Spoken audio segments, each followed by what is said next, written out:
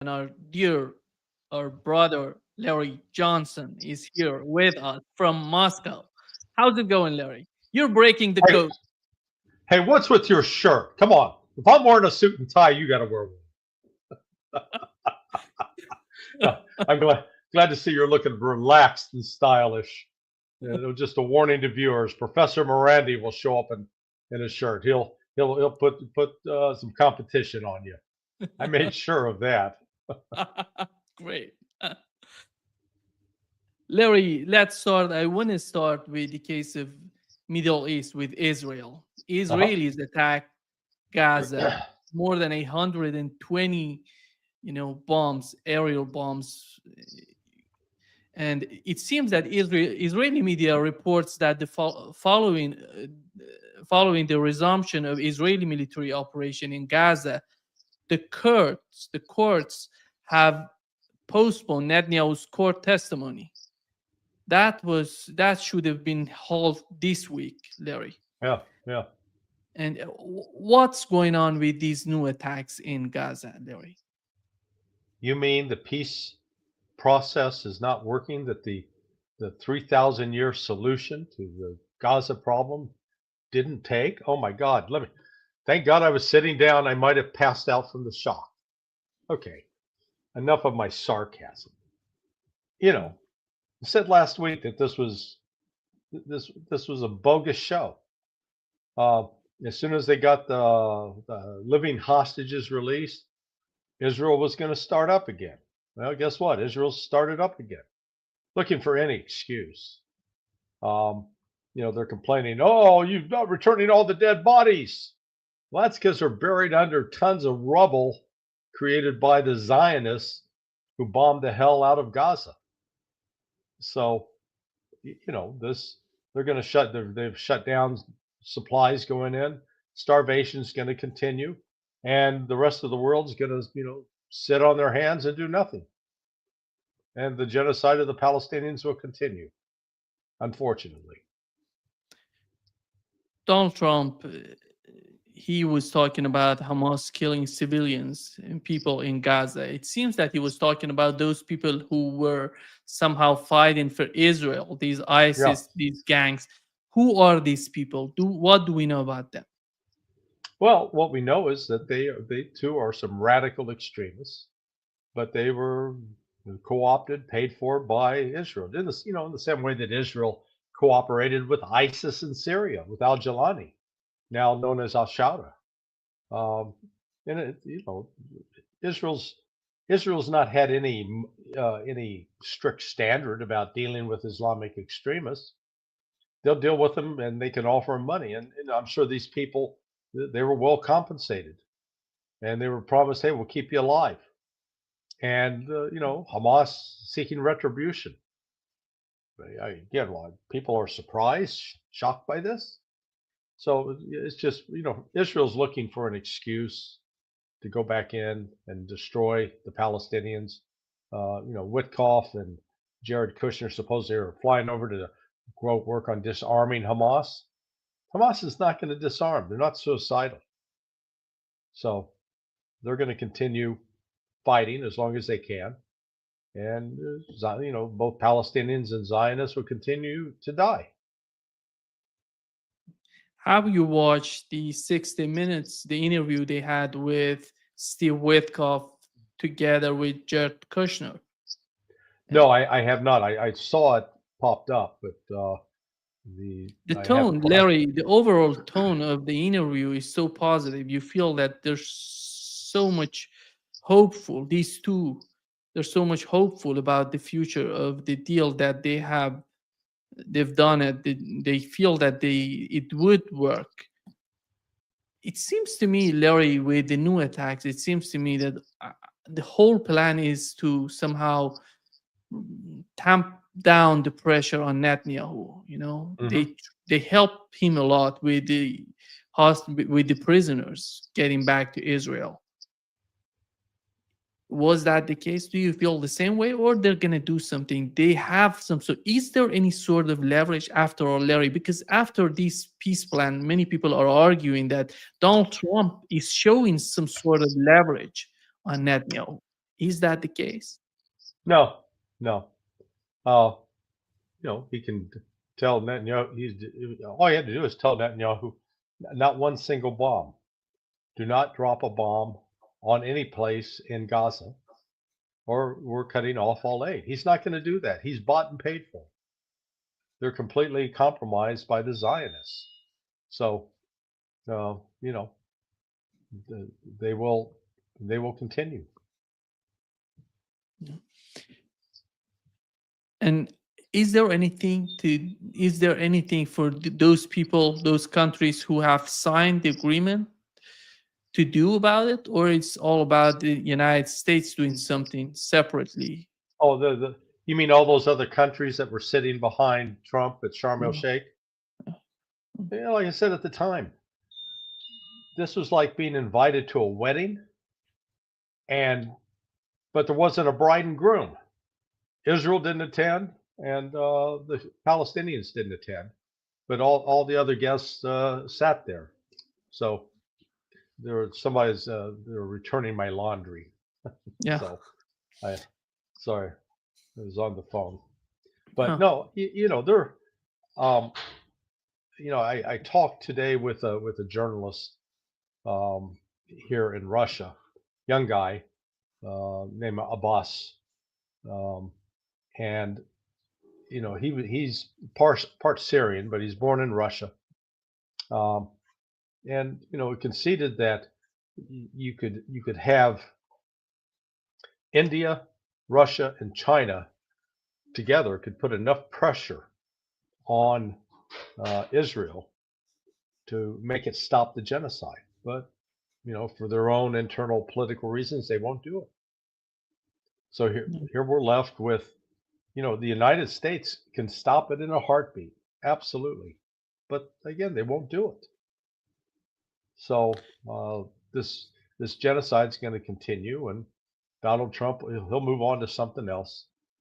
Maybe he'll try to tout his greatest peace plan for Ukraine and Russia as his next bit of theater. Jared Kushner was asked by the interviewer, and in this interview, he was asked if how did he find the situation in Gaza, because he visited Gaza before breaking the deal between the two, and he said it felt something like a nuclear bomb, Yeah, being there and devastating and destroying everything. made possible by who? Oh yeah, that'd be the United States by Joe Biden and now Donald Trump. Yeah, devastating like a nuclear bomb, and we are collaborators in that. Then he said that then he was asked if it felt like a genocide. He said, no, no, not at all. And Steve Witkoff came in and said, absolutely not. What is Yeah, that, those Larry? those those Palestinians love having bombs dropped on them, man. They love not having a home, living in tents that get set on fire. What are you talking about? Shame on them. I mean, it's despicable. But what do you expect? This level of dishonesty. A couple of real estate brokers, you know, the, they've got blood on their hands. They're complicit now, and they want to pretend that everything's hunky dory in Gaza land. Yeah. Who are they protecting, Larry? The Trump administration? Is it Netanyahu? Is it Israel? Because if, after all, with all that said, if you are pro Israel, if you want to support Israel, you know that what's going on with these attacks are not going to help Israel, are not going to benefit Israel in a long run. Yeah. No, look, Nima, this isn't about Israel. This is about Zionism. Those are two different things. Israel as a political entity, in theory, could exist within the boundaries that were established in 1948. But Zionism insists that there are no such boundaries, that from the river to the sea, from the Euphrates to the Mediterranean, the Nile, that belongs to Judea, Samaria, as promised in the Torah. And so there is no compromise to be had. There is no deal that they will accept that will allow Palestinians to have any access to that territory. We've seen already over the last 48 hours these these Zionist settlers have attacked Palestinians trying to pick olives off of their olive tree. Burning their cars, trying to kill them. So, I'd love to say, yeah, there's a solution here. The solution is the settlers are going to have to be locked up and removed forcibly, and that's not going to happen. So Trump and team are committed to protecting Zionism, which is why Mike Huckabee's there. He's not Jewish, but by God, he's a Zionist, because this is part of, hey, man, we got to have this battle of Armageddon so Jesus comes back. Crazy stuff. What's the funny thing, that in their theory of Armageddon, there is no place for Jews. True. Yeah, Yeah, this is unbelievable. Hey, dude, if you're looking for logical consistency, do not consult the Holy Scriptures, as they're called. Both the Old and New Testament, they got two different versions. And the Jews like their version, and the Zionist Christians like their version, and the Muslims have a version too. So, everybody's got their own recipe for the end of the world and who comes back and who does what to whom.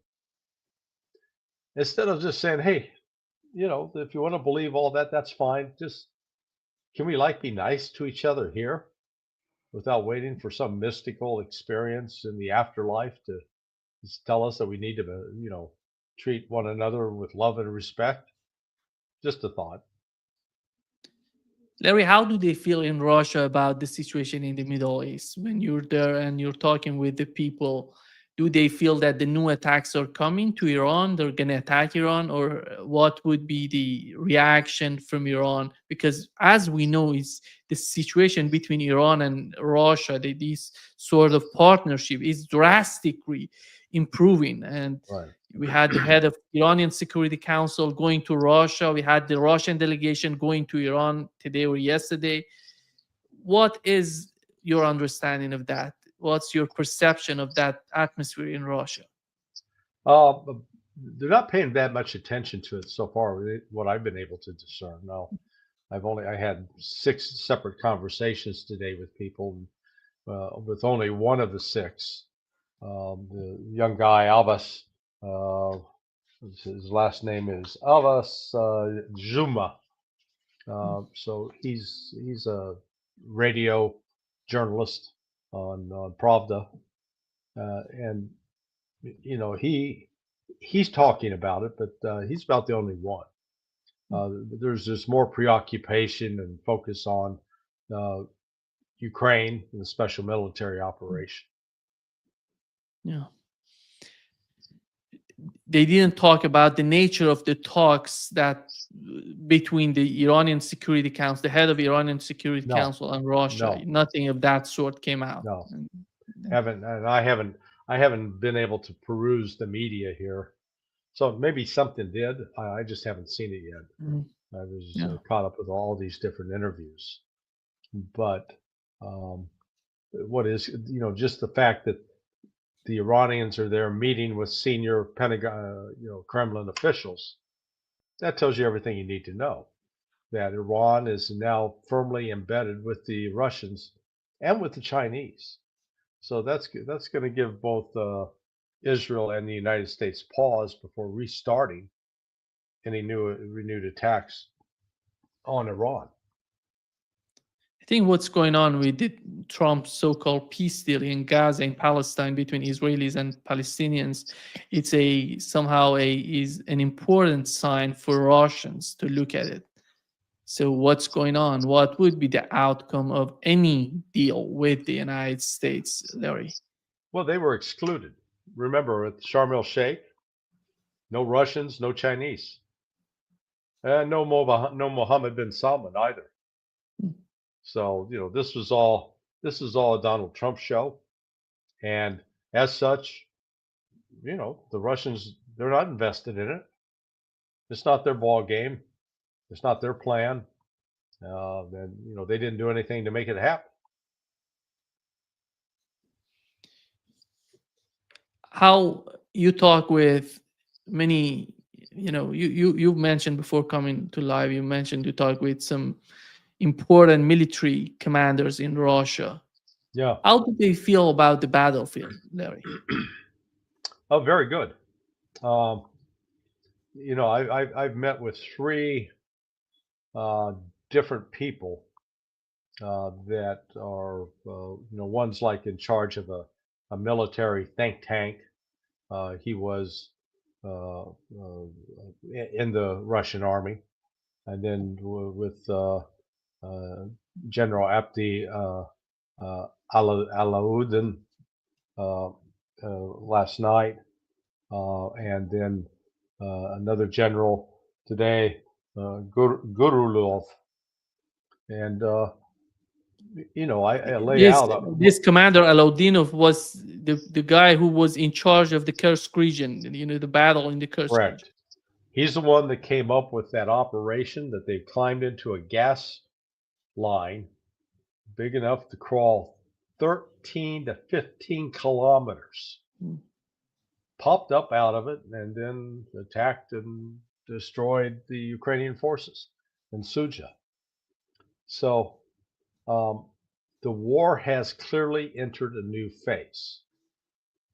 The Russians are pressing attacks all along the line of contact from north to south, from Kherson in the north all the way to Zaporizhia in the south. That um, the Ukrainians are increasingly in desperate situation to try to hold them back. And this differs from what happened 2 years ago. 2 years ago, you would see Russian forces concentrated in one area. Like I think the first was Bakhmut, followed the second year by Avdiivka, or maybe I got them backwards. But they weren't at two or three locations fighting Yeah, at it was once. Bakhmut and Avdiivka. Yeah. Now they are, and they've got Pokrovsk surrounded, Kramatorsk. They've just Russia's moving. They're fighting in Dnipropetrovsk. They're fighting in Zaporizhia. So it's significant. Yeah. Larry, Russia today, what do they talk? What is the atmosphere about the situation, the meeting between Donald Trump and Zelensky? Because the meeting, after all, you're looking at the reports on Financial Times, they're talking about Trump putting a lot of pressure on Zelensky.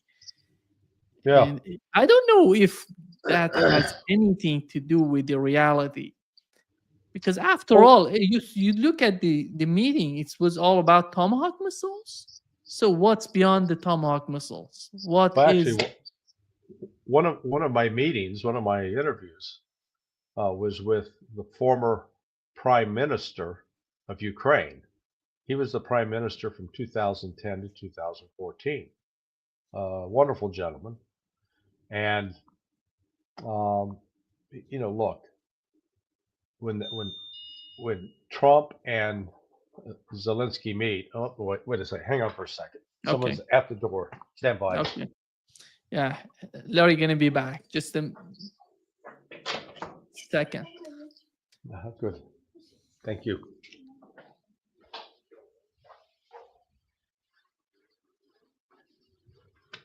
Sorry about that. No problem. Chocolate. Yeah, Oh, you're so popular, yeah, I Larry. guess, man. It's it's an excellent hotel I'm staying in now. Yeah, I was staying in a great one, the Metropole before this, but this one is the, better. Yeah, it's different. yeah. This one, the Metropole is a historic hotel. This one is quite modern. Mm. And so just it got a different feel. It's not uh, not so much that one's better than the other. They're both spectacular in their own way. Uh, anyway, this uh, I've asked several people, and I said, "What concessions is Vladimir Putin willing to make?" The answer is none. So I mean, Putin, his basic demand is that Kherson, Zaporizhia, Donetsk, Luhansk, and Crimea are now those are permanent parts of Russia, the Russian Federation. It was done by vote, by plebiscite, even though Ukrainian forces still occupy parts of Donetsk, parts of Zaporizhia, and parts of Kherson.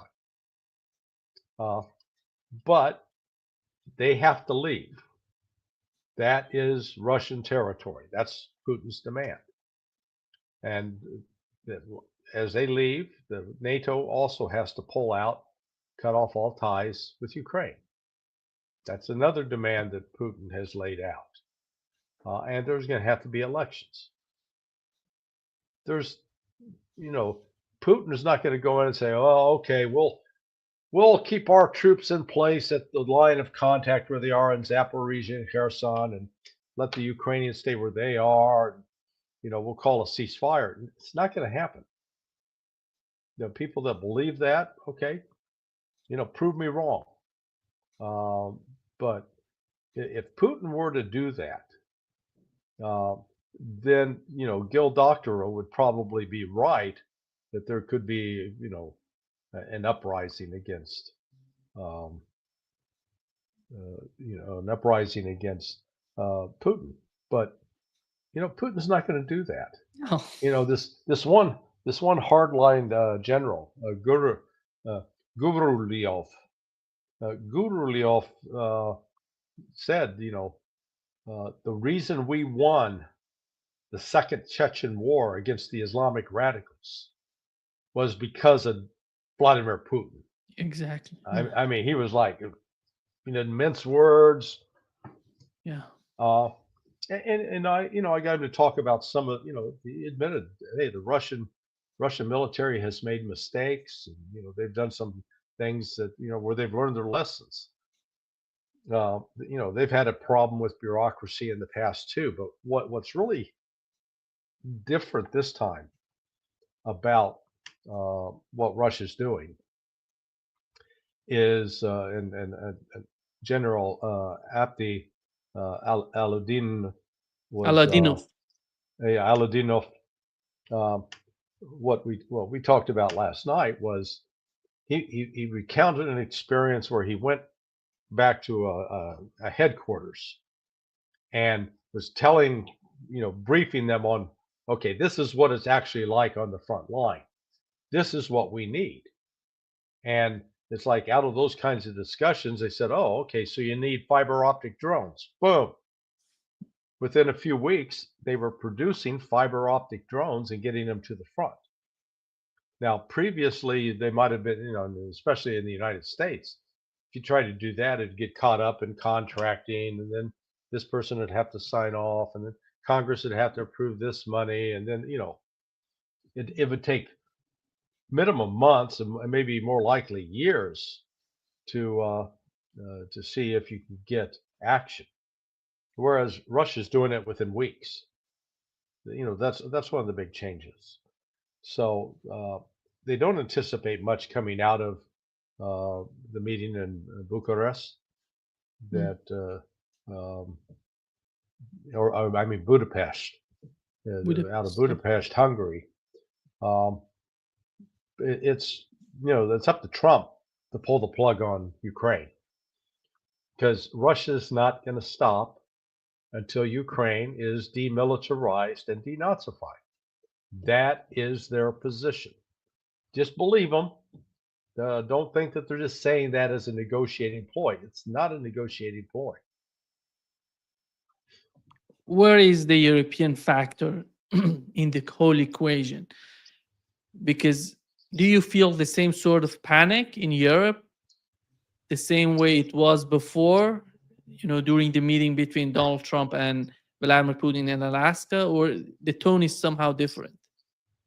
Yeah, I haven't tracked it today or last 24 hours, but I would imagine it's going to be even more panicked because they have fewer options.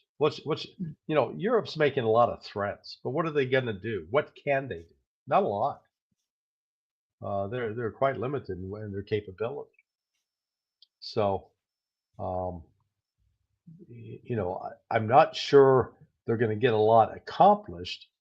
Or what? Let me put it this way: what should happen at the summit next week between Trump and Putin is first they say, okay, we're going to agree to make sure our embassies are fully staffed with an ambassador because the U.S. embassy in Moscow doesn't have an ambassador. It's it's, I'm near the U.S. embassy right now. Uh, the Russians want to have their own ambassador approved in Washington. Then opening direct flights between Russia, particularly St. Petersburg, Moscow, Sochi, and the United States. Get back to where you can travel. Americans could travel there. Uh, it is, what I'm participating in this week was sponsored by the International Unity Club. They want me to talk to as many different Russians as possible without any constraints. They don't say, oh, you can only discuss this, or you can only discuss that. I mean, hell, tomorrow I'm also meeting with the current head of the Communist Party of the Russian Federation. Gennady Zukharov, I think is his name. He's still an opposition political figure. Oh wait, I thought there were no opposition political parties in this authoritarian state of Russia. I mean, it just goes to show. Uh, and he's still convinced that socialism and communism is the best way forward for Russia. But he's in agreement with Putin's policy of the fight against the West, because the West is viewed as a threat, an existential threat to Russia. Uh, but like I said, I'm going to meet with probably uh, by the time it's done with over 30 different prominent Russian political leaders, business leaders, military leaders. I've done 3 generals yesterday. Um, I've done the head of there's actually a head of the Georgian party that's based here in Moscow. Great guy.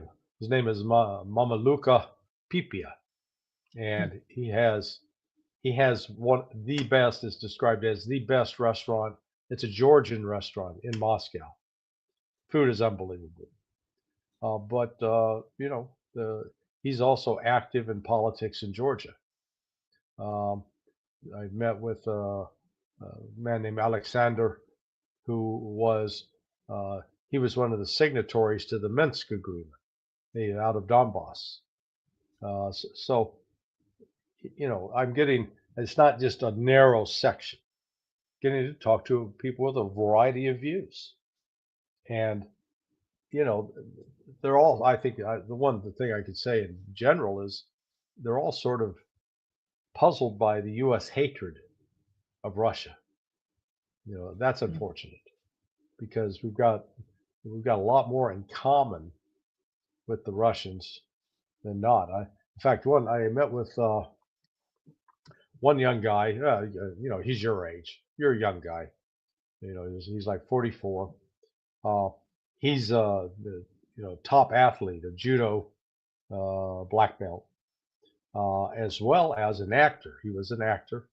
Started in a couple of movies, but he's now a member of the Duma.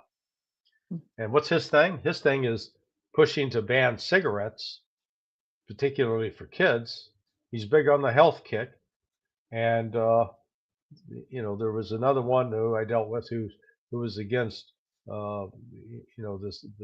these globalists. That's his thing. So the Russians are like people anywhere, which they hold different political views. They have different passions and causes. The one guy that was the judo expert, I asked about if he had any religious upbringing. He said no. He said, my parents are communists. We didn't believe in God. So, oh, okay. But he said they still raised me with a moral value about right and wrong, and you know, and he's living it in his life. You can see it. He's made a priority of working with youth groups. Uh, that last guy I mentioned to you, Abbas, uh, he has set up a charitable foundation that works with wounded veterans out of the special military operation. So like I said, they're just uh, Is that dictatorship in Russia? That's why you have a variety of. yeah. Hey, it's a diverse place, and all this nonsense that Russia's on the verge of collapse and its economy's in the toilet. It's just a lie. It's a pure lie. Oh, Russia's got major gas lines because Ukraine has taken out the refineries. Yeah, Ukraine's damaged some refineries, and Russia's still producing gasoline and diesel, and there are no gas lines, at least here in Moscow. Now, I don't know about other parts in the country, but at least here in Moscow, having all you see is massive traffic jams from too many damn cars in the street. I'll tell you that much. Yeah, it seems that Donald Trump is receiving false intelligence. He's talking Yes. about lines in Russia and people are Yeah. waiting. They don't have. Larry, these self-created, I think Donald Trump himself has created these problems that he gave, some sort of leverage to Europeans in terms of, increasing the defense budget from, the NATO defense budget from 2% to 5%. And one of the reasons that it seems that Europeans have some sort of leverage on Donald Trump. The other one is the the deal that they have with in terms of buying weapons and then send them to Ukraine. On the other hand, what Russia has on the table, we've learned about the new tunnel between the United States and Russia. It seems in tunnel we have a Yeah. railroad, and you know Yeah. on the Russian part, we've seen tweets coming out and on X and new posts. What is that? Is that Russia that much interested in? Well, all of those at this point are still blue sky, including. I mean, NATO's pledge. Oh yeah, we're gonna spend 5%. Have they actually allocated the money, appropriated it? To my knowledge, no. How many actual weapons have they bought? None that I'm aware of. So it's that promise from the old cartoon character Wimpy from the Popeye cartoons, which you probably are unfamiliar with. But Wimpy would always come up and say, "Hey, I'll gladly pay you Tuesday next week for a hamburger today. So give me the goods now, and I'll take care of you later." And invariably, he never paid. So Europe's making promises I don't think they can deliver on because their economies aren't doing well. They are barely, if they're growing, they're barely growing at 1% or less. The major economies, France, UK, Germany, and they could very well be in recession. Well, you're not gonna pony up, 5%, pay billions of dollars to the United States and to NATO. You've mentioned the meeting that would happen between Donald Trump and Putin in Budapest in Hungary. Hmm. Is the Trump administration still seeking for a pause for the conflict, some sort of ceasefire, instead of having finding a substantial and a permanent solution for the conflict? Yeah, I'm sure he's going to ask, and Putin will politely say no, niet, and then hopefully they'll move on to other things about repairing U.S. Russian diplomatic relationships. We're much better off talking. The one thing that General Apti Aludinov said last night, and it was sincere. I mean, it was heartfelt because he was talking about his experience, his family's experience in the Chechen Civil War, where tens of thousands were killed, and the number of family members that he lost that were killed by extremists. And he says, I'm tired of the killing. This has got to end. We can't keep doing this to ourselves. So he's not sitting there harboring feelings of vengeance towards Ukrainians. He'd like to see the thing end. And I think that is speaks volumes right there. Because here's a guy, bona fide warrior, in the heat of battle, doing just incredible things, and he's saying, "Hey, let's find peace." Uh, that's what they want. Um, one of the guys I talked to today, though, he did express. Um, he was the guy that's on the health kick, and he just said, "Look," because he's been doing some anti-drug campaigns too. He goes, "Look at the kind of problems you have when you got a country whose leader is known to be a user of cocaine." He says it's not right, and so uh, you've got you got people with their heads screwed on straight. They know what their values are, and that's what they're pushing and promoting. And I think that, frankly, they're very good values for families. They want to live a normal life. They don't want to be slaves to drugs, alcohol, etc. I remember during the Prigozhin mutiny, we've learned about this brigade. It's a brigade in Chechnya. It's Ahmad. They call it Ahmad, and something like that. Yeah, it's the Akhmat. That's what Opti commands. Yeah, The Akhmat Battalion.